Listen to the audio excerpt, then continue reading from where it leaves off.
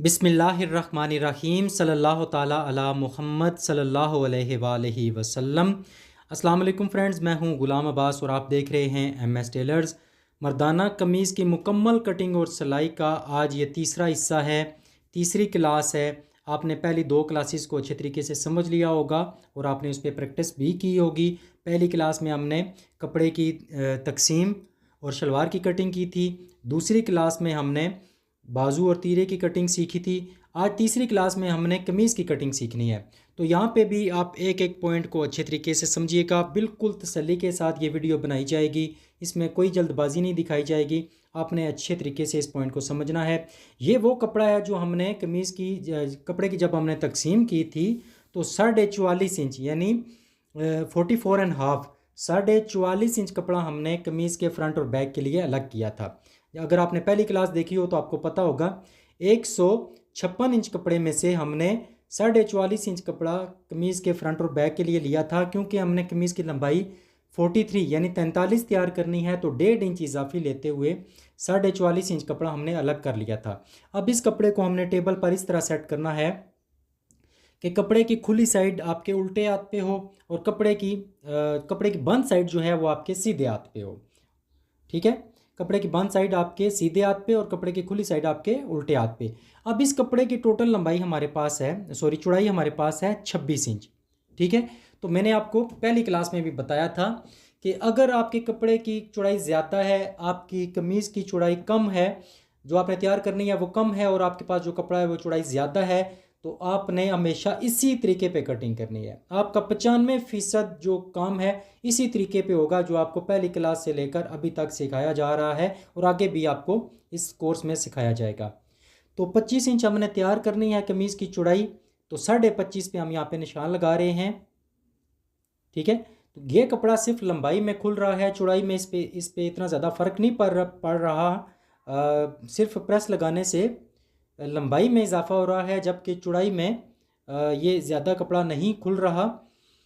तो 25 इंच हमने कमीज़ की चौड़ाई तैयार करनी है, आधी इंच हमने इजाफी यहाँ पे लिया है। टोटल यहाँ पे हम 25.5 इंच कपड़े की चौड़ाई ले रहे हैं। फिर दोहरा रहा हूँ, अगर आपने कमीज़ की चौड़ाई जो तैयार करनी है वो कम है और आपके पास जो कपड़ा है इसकी चौड़ाई ज़्यादा है, तो इसी तरीके पे कटिंग होगी, इसी तरीके पे सिलाई होगी आपकी। यानी बार बार बता रहा हूँ कि 95% आपकी कटिंग और सिलाई इसी तरीके पे होती है जो इस कोर्स में आपको सिखाया जा रहा है।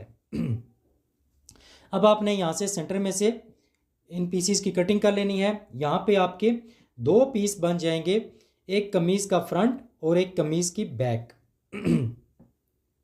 अंदर की तरफ आप मार्क लगा सकते हैं अगर कपड़े का सीधा और उल्टा रुख हो, क्योंकि ये वॉश एंड वेयर कपड़ा है तो इस पर सीधा और उल्टा रुख इतना ज़्यादा नहीं है, लेकिन अगर हो तो आप अंदर की तरफ मार्क लगा दें और उल्टी साइड कपड़े के अंदर की तरफ ही रखें।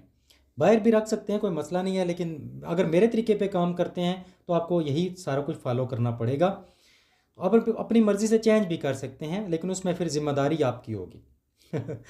तो यहाँ पे दो पीस हमारे पास बन गए हैं। अब इन दो पीसीस पे हमने पूरा टाइम देकर पूरी तसल्ली से पूरी मेहनत के साथ कपड़े की दोनों साइडों पे बहुत अच्छे तरीके से एहतियात के साथ प्रेस लगानी है। ये सारे लफ्ज़ इसलिए मैंने इस्तेमाल किए हैं क्योंकि मैंने आपको बताया था पहली क्लास से लेकर दूसरी क्लास के एंड तक कि अगर आप कपड़े पे प्रेस लगा के कटिंग नहीं करेंगे तो बाद में आपके लिए क्या क्या मसाइल होंगे। तो इसलिए ज़रूरी है कि आप जिस पीस पे भी कटिंग करेंगे उस पे आपने प्रेस अच्छे तरीके से लगानी है, ताकि अगर कपड़ा सिकुड़ रहा है, छोटा हो रहा है इस्त्री से तब भी, और अगर कपड़ा प्रेस लगाने से स्ट्रेच हो रहा है, खुल रहा है, तब भी आपके दोनों चीज़ें हल हो जाएं। तो इसके लिए ज़रूरी है कि आप कपड़े पे अच्छे तरीके से प्रेस लगाएं। तो ये जो लहरें बन रही हैं यहाँ से भी आपको अंदाज़ा हो रहा होगा कि आपने कितना ज़रूरी था यहाँ पे कपड़े को प्रेस लगाना, और कपड़ा यहाँ पे खुल रहा है, लंबाई में ज़्यादा हो रहा है। मैं यहाँ पे थोड़ी देर के बाद आपको चेक भी कराऊंगा। ये 44.5 इंच यानी 44.5 कपड़ा था, तो आप प्रेस लगाने के बाद ये कितना होगा मैं इंशाल्लाह आगे चलकर आपको बताता हूँ, क्योंकि दूसरी क्लास में भी आपने देखा था कि तीरा और बाजू भी हमारा प्रेस लगाने के साथ उसकी लंबाई में इजाफा हो गया था। इसलिए पूरा टाइम देकर आपने यहाँ इन पीसीस पर प्रेस लगानी है। पहले एक पीस पर तसल्ली से, उसके बाद फिर दूसरे पीस पर। ये कमीज़ के फ्रंट और बैक दो हिस्से होते हैं। इनको मैंने नाम दिया था 8 साल पहले कमीज़ का फ्रंट और बैक पैनल। ठीक है, तो ये फ्रंट और बैक हमारे यहाँ पे दोनों पे मैंने प्रेस लगा दी है। यहाँ से थोड़ा सा इसलिए मैंने स्किप किया है ताकि काम एक जैसा था, सिर्फ यहाँ पे बताना मकसद ये था कि आपने प्रेस दोनों पीसीस पर किस तरह लगानी है। बाकी मैंने जो कोर्स के स्टार्ट में कहा था, कोई चीज़ स्किप नहीं की जाएगी, कोई ज़रूरी चीज़ जो होगी वो छुपाई नहीं जाएगी, वो स्किप नहीं की जाएगी।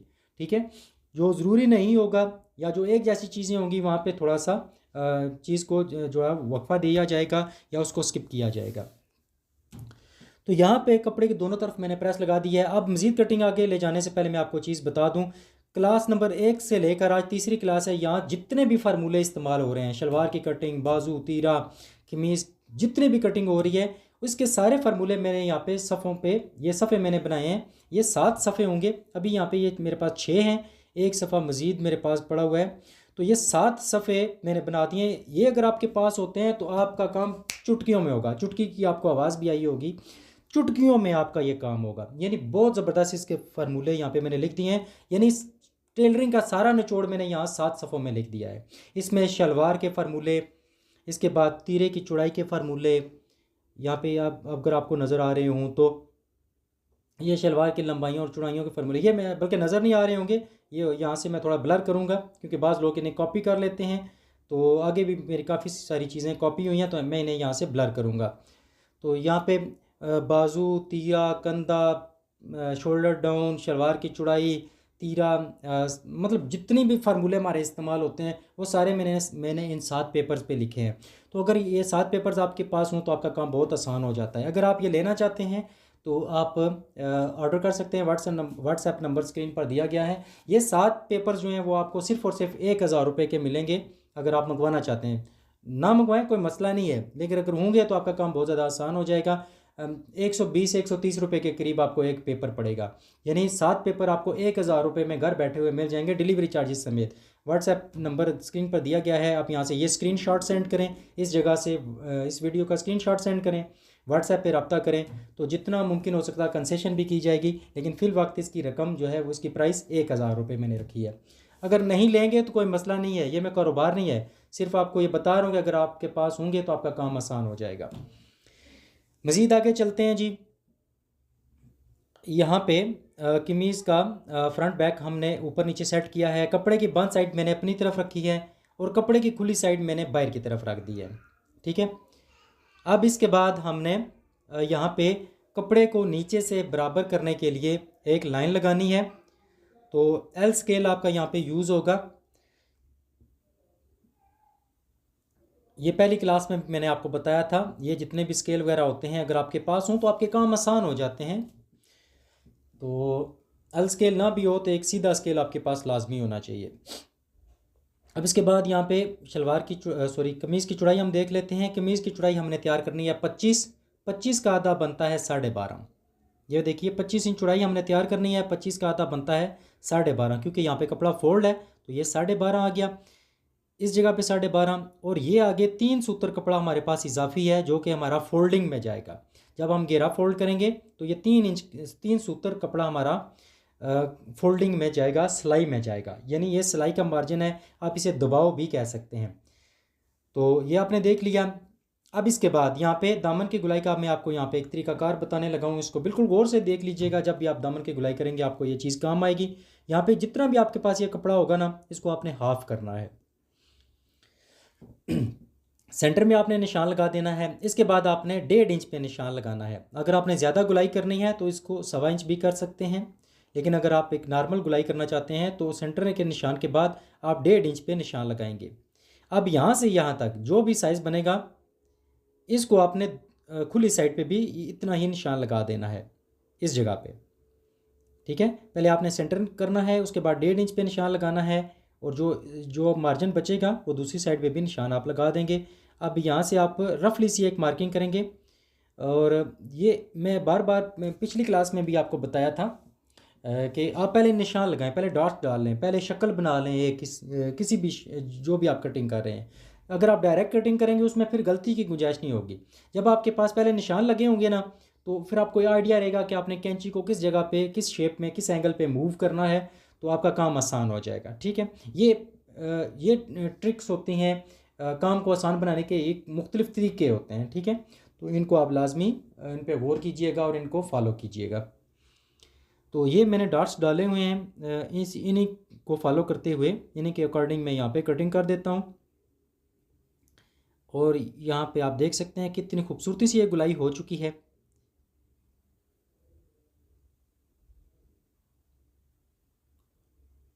गुलाई कर लेने के बाद अब आपने यहाँ पे गुलाई को चेक करना है। कटिंग को आप लाजमी साथ साथ चेक भी करते रहिए। ये यहाँ पे आपने देखना है कि 8 पीसीज होते हैं, यहाँ पे 8 तहें होती हैं और 8 पीसीज आपके बिल्कुल बराबर होने चाहिए। ठीक है, अगर किसी जगह पे कोई फ़र्क है, यहाँ पे देखिए कपड़ा अगर आपका आगे है, पीछे है, कुछ मसला है, तो आप फिर यहाँ पे बराबर कर सकते हैं। अब यहाँ पे तसल्ली हमने कर लिया कि 8 पीसीज हमारे बिल्कुल एक ही शेप में, एक ही सीक्वेंस में कटिंग हुए हैं। तो अब हमने यहाँ पे कपड़े को टर्न करना है, अपनी तरफ फेर लेना है। मैं यहाँ पे सीधे हाथ पे कटिंग करता हूँ। ज़्यादातर लोग, यानी ज़्यादातर क्या, सारे लोग ही उल्टे हाथ पे कटिंग करते हैं। यानी वो किस तरह उल्टा हाथ होता है मैं आपको बताता हूँ। यहाँ पे देखिए बंद साइड बाहर की तरफ है और कपड़े की खुली साइड मेरी तरफ है। मैं जो आर्म होल कटिंग करता हूँ ये सीधी साइड मेरे सीधे हाथ पे होती है। लोगों का आर्म होल जो है वो उल्टे हाथ पे होता है। तो जिस तरह भी आपको सहूलत मिलती है आप कर सकते हैं। अब कमीज़ के फ्रंट को हमने यहाँ पे आधी इंच या पौने इंच बढ़ाना है, कम अज़ कम आधी इंच, ज़्यादा से ज़्यादा 1 इंच तक या सवा इंच तक भी बढ़ा सकते हैं, वो जिस तरह बंदे का पेट निकला हुआ। लेकिन नॉर्मली कमीज़ के लिए आप आधी इंच या पौने इंच लाजमी बढ़ाएंगे अपने कमीज़ के फ्रंट को। कमीज़ का फ्रंट आप आधी इंच या पौने इंच लंबा करेंगे। ये देखिए ये पौने इंच है, या यूँ समझ लें कि कमीज़ की जो बैक है, पिछली जो साइड है, वो आप आधी इंच या पौने इंच छोटी रखेंगे। दोनों तरीके जो भी आप समझ लें। कमीज़ का फ्रंट आपने आधी इंच या पौने इंच बढ़ाना है, या यूँ समझ लें कमीज़ की बैक को आपने आधी इंच या पौने इंच छोटा रखना है। और ये सिर्फ गोल दामन वाली कमीज़ के लिए आपने करना है और छोटे बच्चों के लिए नहीं करना। ठीक है, ये बड़े साइज़ के लिए आपने करना है और गोल दामन वाली कमीज़ों के लिए करना है। सीधे दामन वाली कमीज़ों के लिए और छोटे बच्चों के लिए आपने ये नहीं करना, उनके लिए ज़रूरत ही नहीं होती। सिर्फ जो गोल दामन वाली कमीज़ें होती हैं या ख़ास तौर पे जिनके पेट बाहर निकले होते हैं, जिन गाहकों के, उनके सूट पे आपने ये काम लाजमी करना है। इंची टेप को आपने बिल्कुल किनारे से लेकर आना है, मैंने अभी आपको दिखाया है, और ऊपर तक आपने लेकर आना है। और यहाँ पे आपने कमीज़ की लंबाई का निशान लगाना है। कमीज़ की लंबाई है 44.5 इंच, 43 इंच तैयार करनी है। तो इसके साथ सवा इंच हम इजाफी लेंगे। 44.25 इंच पे 43 इंच यानी 43 तैयार करनी है, तो सवा इंच इजाफी लेंगे, तो ये 44 इंच 2 सूत्र, 44.25 इंच पे हम ये निशान लगा देंगे। 1 इंच भी लगा सकते हैं, लंबाई में ज़्यादा काफ़ी होता है, लेकिन 2 सूत्र मैं एहतियातन ले रहा हूँ मज़ीद। तो 43 तैयार करनी है, तो 44.25 पे मैंने निशान लगा दिया। अब यहाँ पे हमने ये लाइन लगा देनी है और ऊपर से जो इजाफी कपड़ा होगा इसकी हमने कटिंग करनी है। अब आप सोच रहे होंगे यहाँ पे मैंने 44.5 इंच टोटल लंबाई में कपड़ा लिया था, तो ये कहाँ से इजाफी आया? तो ये चीज़ थोड़ी देर पहले जो मैंने आपको बताई थी कि इस्त्री के साथ कपड़ा लंबाई में ज़्यादा हो रहा है। ठीक है, ये जो ऊपर से अभी मैंने बैक को पौनी इंच कम किया है, यानी या कमीज़ के फ्रंट को मैंने पौनी इंच बढ़ाया, तो बैक ज़ाहिर बात है वो छोटी है। तो ये जो बैक हमारी बैक छोटी करने की वजह से कपड़ा इजाफी पौनी इंच जो है वो तो ये हमारा निकल आया। ये जो हमने बैक को छोटा किया या कमीज़ के फ्रंट को लंबा किया है, तो ये जो पौनी इंच का फ़र्क था ये वो कपड़ा है। ठीक है, ये तो आपने यहाँ पे समझ लेना है। अब इसके बाद यहाँ पे आप देखें ये लाइन से ऊपर 44.25 के बाद जो 1 इंच मज़ीद कपड़ा आ रहा है, ये कहाँ से आया है? ये वो कपड़ा है जो हमने प्रेस लगाई है। तो प्रेस के साथ इस्त्री लगाने से कपड़ा जो लंबाई में खुला है, बड़ा है, स्ट्रेच हुआ है, जो ज़्यादा हुआ है, ये वो 1 इंच कपड़ा इजाफी है। ठीक है, तो ये वो फ़र्क था जो मैंने आपको बताया कि प्रेस कितनी ज़्यादा ज़रूरी है। और जब मैं सिलाई पे पहुँचूँगा खर्चे वाली वीडियो के साथ, जब सिलाई की पहली वीडियो होगी, तो उसमें आप जब देखेंगे तो अब ये काम कर लेने के बावजूद भी हमारा कपड़ा बढ़ेगा, वो भी हमने कहाँ पे सेटिंग करनी है, वो पार्ट जब आएगा वो लाजमी आप देखिएगा। अब ये खुली साइड कपड़े की मेरी तरफ है, बंद साइड बाहर की तरफ है, इसलिए मैंने आपको बताया मैं सीधे हाथ पे कटिंग करता हूँ। तो यहाँ पे इस जगह पे हाला होता है, ये बंद साइड है कपड़े की, इस जगह पे हाला तैयार किया जाता है। हाला कहते हैं कॉलर होल या बैन होल, इंग्लिश में इसे कहा जाता है, जहाँ पे कॉलर या बैन लगाया जाता है। तो कॉलर है हमारे पास 14.5 का छठा हिस्सा आता है 2.25 इंच। क्लास 2 में मैंने आपको बताया था जब तीरे की हाले की चौड़ाई रखी थी कि तीरे का छठा हिस्सा 2.25 इंच आएगा, 14.5 कॉलर का छठा हिस्सा 2.25 आएगा। तो यहाँ पे लंबाई में हमने 2.5 इंच पे निशान लगाना है और चौड़ाई में 2.25 इंच पे। लंबाई में आप 1-2 सूत्र बढ़ा भी सकते हैं। अब यहाँ पे मैंने लंबाई में 2.25 पे निशान लगाया है, चौड़ाई पे 2.25 पे निशान लगाया है और लंबाई में मैंने यहाँ पे 3.25 इंच पे निशान लगाया है। 14.5 कॉलर है, 14.5 का छठा हिस्सा 2.25 इंच हाले की चौड़ाई आएगी और लंबाई 2.5 इंच या 3.25 इंच आप रख सकते हैं। अब ये कॉलर है तो इसके लिए आपने ज़्यादा गुलाई नहीं देनी। बैन के लिए थोड़ी सी गुलाई में हाला कटिंग होता है, जबकि कॉलर के लिए निस्बतन तिरछा कटिंग होता है। इसमें ज़्यादा कॉलर के हाले में ज़्यादा गुलाई नहीं देनी, ये कन्फर्म है। अब हमने तीरे का निशान लगाना है। तीरा है 18 इंच तैयार, तो 18 का आधा बनता है 9 इंच। जितना आपका तैयार तीरा होगा, जो आपने गाहक का साइज़ लिया होगा, उसका हाफ़ करना है आपने। 18 इंच हमने तैयार करके देना है गाहक को तीरा, तो 18 का आधा बनता है 9 इंच। ठीक है, तो ये 9 इंच पे हमने यहाँ पे निशान लगा दिया है। इस बात को आपने समझ लिया। अब हमने शोल्डर डाउन रखना है।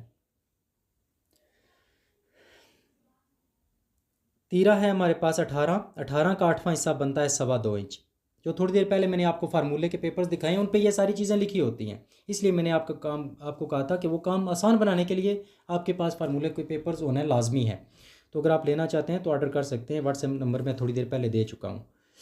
तो शोल्डर डाउन हमने रखा है 2.25 इंच। 2.25 इंच क्यों रखा है? क्योंकि तीरा है 18 और 18 का 8वां हिस्सा बनता है 2.25 इंच। तो 2.25 इंच हमने शोल्डर डाउन रख लिया है। यह आपने देख लिया, हालांकि आपने मार्किंग देख ली, तीरे का साइज़ हमने लगाया, उसके बाद शोल्डर डाउन का निशान हमने लगाकर लाइन लगा दी है। कैमरा थोड़ा सा क्लोज कर दिया है मैंने आपको, ताकि आसानी से नज़र आ सके। अब इसके बाद बाजू का कंधा हमने रखा था 10 इंच। आपने क्लास 2 में देखा होगा, बाजू के कंधे की चौड़ाई हमने 10 इंच रखी थी, तो यहाँ पे हम 9 इंच पे निशान लगाएंगे। ये फ़र्जी निशान होता है, इससे 2 सूत्र आधी इंच ऊपर भी रह सकते हैं, 2 सूत्र आधी इंच नीचे भी जा सकते हैं। ये बाजू का कंधा हमने 10 इंच रखा था, आर्म होल के लिए हमने 9 इंच पे निशान लगाया, और किस जगह पे लगाया ये भी आप देख सकते हैं। तो मैं आपको बता रहा हूँ कि 2 सूत्र ऊपर या 2 सूत्र आधी इंच ऊपर नीचे हो सकता है। अब यहाँ शोल्डर डाउन से लेकर आर्म होल तक हम छाती वाले निशान तक हमने आर्म होल की शेप तैयार करनी होती है। यहाँ पे मैं आपको बाजू की कटिंग चेक कराता हूँ जो क्लास 2 में हमने की थी। ये कंधा हमने यहाँ पे रखा था 10 इंच। इस कंधे की चौड़ाई हमने यहाँ पे 10 इंच रखी थी। जब यहाँ पे 10 इंच है तो हमारी ये जो गुलाई है आर्म होल की, ये 9 इंच होनी चाहिए। जो भी आपका साइज़ होगा यही तरीका होगा। बाजू का जितना कंधा होगा आपके आर्म होल की गुलाई उससे 1 इंच कम होगी। ये चीज़ें मैं 8 साल से बता के थक गया हूँ, फिर भी आप बार बार सवाल करते हैं कि बाजू बढ़ जाता है, कंधा बढ़ जाता है। मैं यहाँ पे इंशाल्लाह इसीलिए ये कोर्स शुरू किया है ताकि आपके सारे जो मसले हैं वो यहाँ पे हल हो जाएं। तो बाजू का कंधा जो है हमने 10 इंच रखा था चौड़ाई में, आर्म होल हमारा होना चाहिए 9 इंच। ठीक है, 9 इंच कहाँ तक होना चाहिए? छाती के निशान से लेकर शोल्डर डाउन तक। छाती हमने तैयार करनी है 24, 1 इंच सिलाई के लिए जाएगा 25, 25 का आधा 12.5। ये 12.5 पे हमने छाती का निशान लगा दिया है। 25 इंच हमने यहाँ पे यानी 24 इंच तैयार करनी है छाती, 1 इंच सिलाई के लिए जाएगा 25 और 25 का आधा 12.5। अब शोल्डर डाउन से लेकर छाती वाले निशान तक ये गुलाई हमारे पास होनी चाहिए 9 इंच। बाजू का कंधा हमने 10 इंच रखा था चौड़ाई में, ये गुलाई हमारे पास होनी चाहिए 9 इंच। आपका छोटे से छोटा और बड़े से बड़ा जो भी साइज़ होगा यही फार्मूला इस्तेमाल होगा। जितना बाजू का कंधा होगा उससे आर्म होल आपका 1 इंच कम होगा, शोल्डर डाउन से लेकर छाती वाले निशान तक, यहाँ तक। अब ये देखिए, ये हमारे पास आ रहा है 9.25 इंच, 2 सूत्र बढ़ रहा है। ठीक है, हमें चाहिए 9 इंच। अब 9.25 भी चल जाएगा, मसला नहीं है, 2 सूत्र का फ़र्क नहीं पड़ता। लेकिन क्योंकि मैं पूरा फार्मूला दे रहा हूँ तो मैं इंशाल्लाह 9 इंच ही तैयार करूँगा। उसके लिए जो मैं ये शेप मैंने जो तैयार की थी, जो मैंने मार्किंग की थी रफली, इसको 2 सूत्र में मज़ीद कम कर दूँगा। ठीक है, आप अगर 9.25 पूरा भी तैयार कर देंगे तो कोई फ़र्क नहीं पड़ेगा। ठीक, 2 सूत्र का इशू नहीं होता, 2 सूत्र से ज़्यादा हो तो फिर मसला बन सकता है। लेकिन मैं एग्जैक्ट 9 इंच तैयार करना चाहता हूँ ताकि जो चीज़ मैं आपको दिखा रहा हूँ, जो समझा रहा हूँ, वो एग्जैक्ट साइज़ हो। तो ये पहले मैं हाले की कटिंग कर रहा हूँ। इसको आपने ज़्यादा गोल नहीं करना, निस्बतन ये तिरछा होता है। ये आप देख सकते हैं, इसमें ज़्यादा गुलाई नहीं है। इसी तरह आपने हल्की सी गुलाई रखनी है इसमें कॉलर के हाले में, ताकि आपका कॉलर अच्छे तरीके से इस पर बैठे। जब आप हाले की प्रॉपर सही तरीके से कटिंग नहीं करते, फिर आप कहते हैं कॉलर के गिर्द सिलवटें आ रही हैं, यहाँ पे कपड़ा इकट्ठा हो रहा है, ये हो रहा है, वो हो रहा है, तो ये मसले होते हैं। यहाँ से ऊपर से सिर्फ 2 पीस आपने उठाने हैं बहुत एहतियात के साथ, और आपने यहाँ पे कटिंग करनी है। अपने जो मार्किंग आपने रफली की होगी उसी के साथ साथ आपने ये कटिंग करनी है।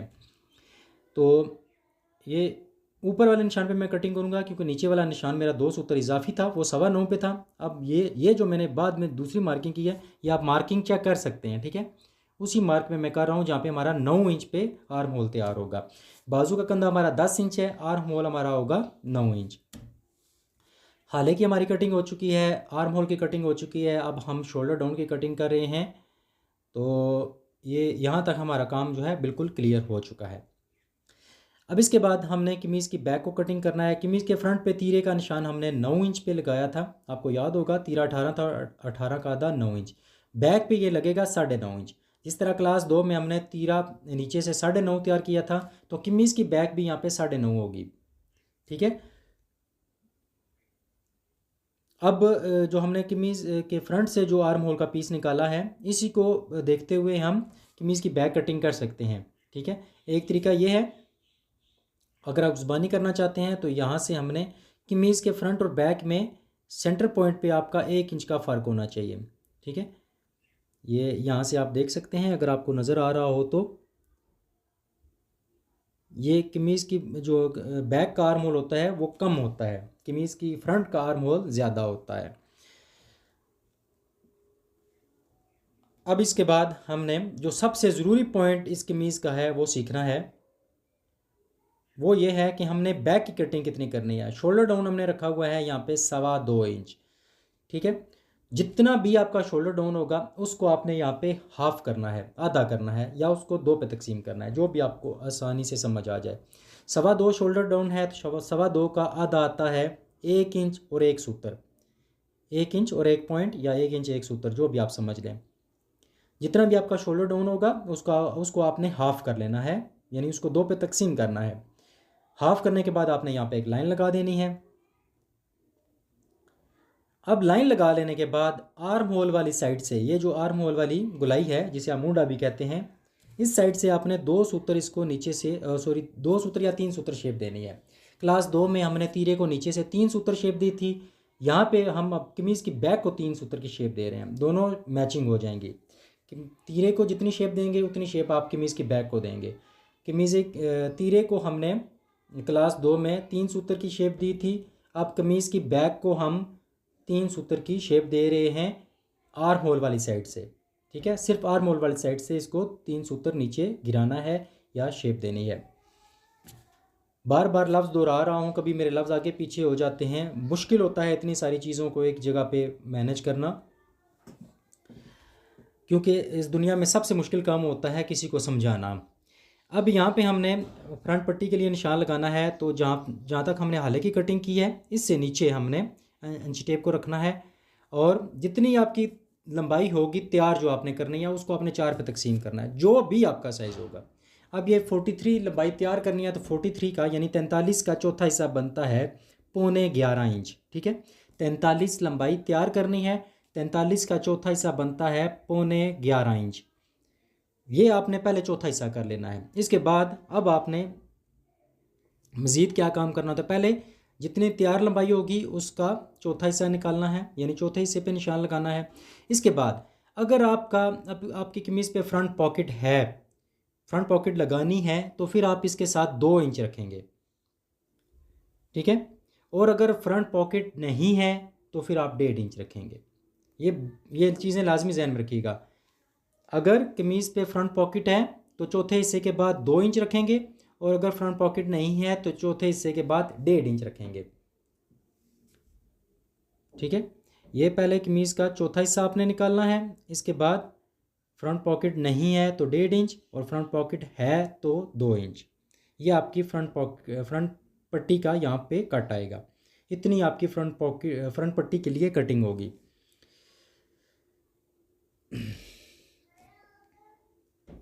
ये काम हो गया है। अब सिर्फ़ और सिर्फ एक चीज़ हमारी रह गई है, साइड कट्स। वो हमने कहाँ पे लगाने हैं वो भी मैं आपको चेक करा देता हूँ।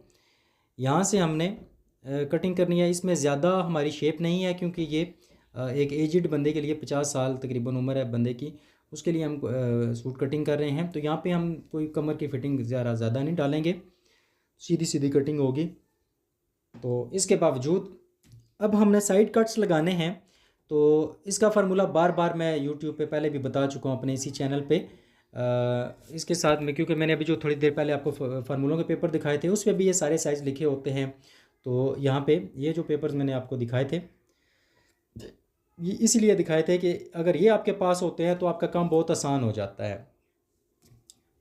तो अब इनके मुताबिक अगर हम साइज़ लगाते हैं, 43 इंच लंबाई है, पहला निशान हमारा लगेगा 5 इंच पे, दूसरा लगेगा 7.25 इंच पे पॉकेट के लिए, और तीसरा चाक के लिए हमारा निशान लगेगा 4.25 या 4.5 पे।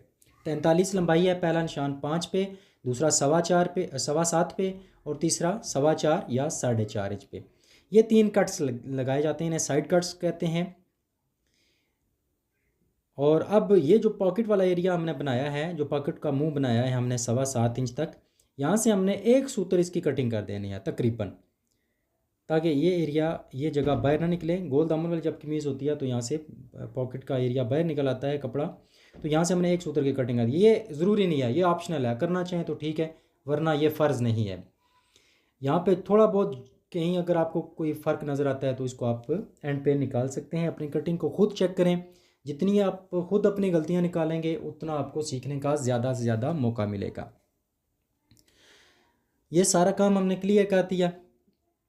अब इसके बाद हमने अपनी कटिंग को चेक करना है, जो सबसे ज़रूरी पॉइंट होता है।